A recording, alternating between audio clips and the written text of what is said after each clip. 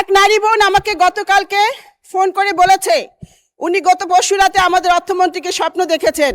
উনি স্বপ্নে দেখেছেন অর্থমন্ত্রী উনার টাকা ফিরিয়ে দিয়েছেন। মাননীয় স্পিকার, আমার এই বোনের স্বপ্ন কি পূরণ হবে? তাদেরকে ডিম থেরাপি দিয়ে তাদের এই টাকা আদায় করতে হবে। মাননীয় স্পিকার, আমি ভীত সন্ত্রস্ত বোধ করছি। অলমোস্ট ওয়ার্নিং এর মতো বক্তব্য এসেছে মাননীয় স্পিকার। মাননীয় স্পিকার, আপনাকে আবারও ধন্যবাদ।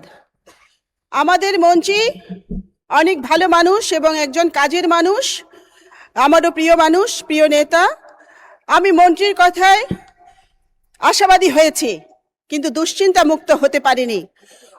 উনি নিলামে সম্পত্তি বিক্রি করার কথা বলেছেন, আমিও দাবি জানিয়েছি, কিন্তু যেটা শুনেছি যে তারা যে টাকা লুট করেছে, তাদের যে সম্পত্তি বাংলাদেশে আছে, তারা তার চেয়ে 10-12 গুণ বেশি টাকা লুট করেছে। তো সেজন্য নিলামের টাকা বিক্রি করে সম্পত্তি বিক্রি টাকা আদায় সম্ভব নয়। মাননীয় স্পিকার, এক নারী বোন আমাকে গতকালকে ফোন করে বলেছে উনি গত পরশু রাতে আমাদের অর্থমন্ত্রীকে স্বপ্ন দেখেছেন। উনি স্বপ্নে দেখেছেন অর্থমন্ত্রী উনার টাকা ফিরিয়ে দিয়েছেন। মাননীয় স্পিকার, আমার এই বোনের স্বপ্ন কি পূরণ হবে? এই স্বপ্ন কি মাননীয় স্পিকার সত্যি হবে? মাননীয় স্পিকার, গত 4 জুলাই মাননীয় মন্ত্রীর চট্টগ্রামের বাসার সামনে গ্রাহকরা মানববন্ধন করেছে এবং মাননীয় মন্ত্রীর সাথে দেখা করে তাদের আকুতি জানিয়েছে। আমি খুশি হয়েছি, কারণ গ্রাহকরা জায়গা মতোই পৌঁছেছে এবং জায়গা মতোই গেছে। মাননীয় স্পিকার, আমাদের মাননীয় প্রধানমন্ত্রী, জনগণের প্রধানমন্ত্রী মাঝে মাঝে বিরোধী দলের মুডে চলে যান।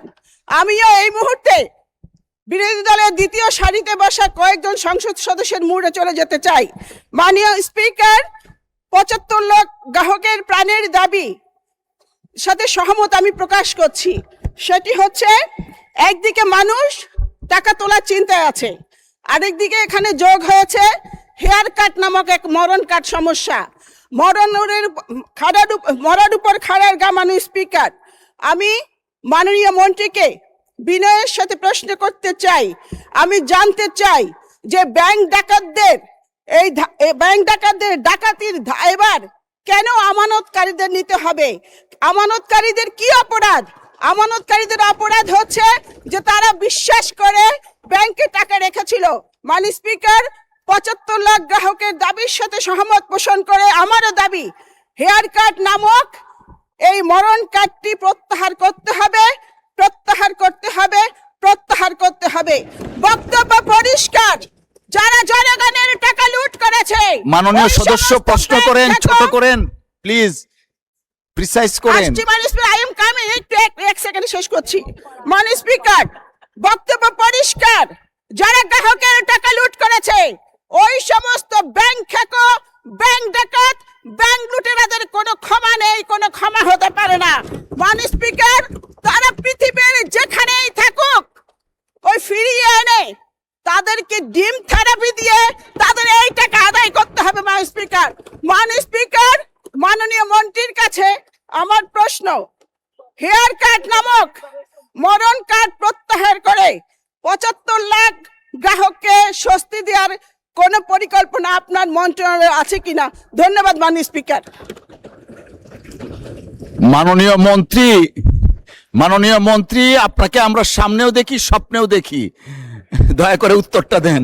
মাননীয় স্পিকার, আমি ভীত সন্ত্রস্ত বোধ করছি। অলমোস্ট ওয়ার্নিং এর মতো বক্তব্য এসেছে মাননীয় স্পিকার। মাননীয় স্পিকার, আমি আগেই বলেছি এটা একটা হৃদয় বিদারক ঘটনা ঘটেছে এবং একটি নির্বাচিত সরকারের দায়িত্ব এটার সঠিক সমাধান দেওয়া। ইতিমধ্যে আমি আগেও বলেছি সংসদে, যারা আমানতকারী তাদের আমানত সুদ সহ ফেরত দেওয়া হবে ইনশাআল্লাহ। তবে একটু ধৈর্য ধরতে হবে, কারণ এই ব্যাংকগুলো সবগুলোই লোকসানের মধ্যে আছে এবং লোকসান কিন্তু প্রতিদিন বাড়ছে। লোকসানই একটা ব্যাংকে আপনার যেখানে তার আমানতে ফিরিয়ে দিতে পারছে না এবং তাকে সুদ দেওয়া যে কত কঠিন সেটা আপনারা বুঝতে হবে। তারপরও একটি নির্বাচিত সরকার জনগণের স্বার্থ সংরক্ষণে আমরা নিশ্চিতভাবে তাদের আমানত এবং সুদ ফেরত দেওয়া হবে, কিন্তু এটার জন্য একটা সময়ের প্রয়োজন। এই ব্যাংকগুলো হেয়ার কাট থাকবে না, হেয়ার কাট থাকলে হেয়ার কাট হবে না, হেয়ার কাট তো বাদ যাবে।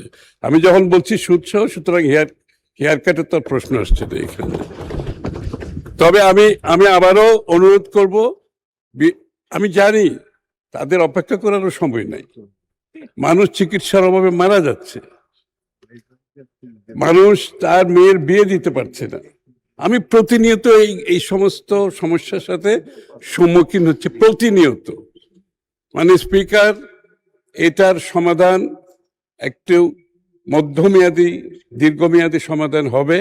তবে নিশ্চিতভাবে এটা বলতে পারি, আমানতকারীরা তাদের টাকা ফেরত পাবে, সুদ সহ ফেরত পাবে, এটা নিশ্চিতভাবে বলা যাবে। তবে এটার জন্য একটু ধৈর্য ধারণ করতে হবে। মানে স্পিকার, আপনাকে ধন্যবাদ।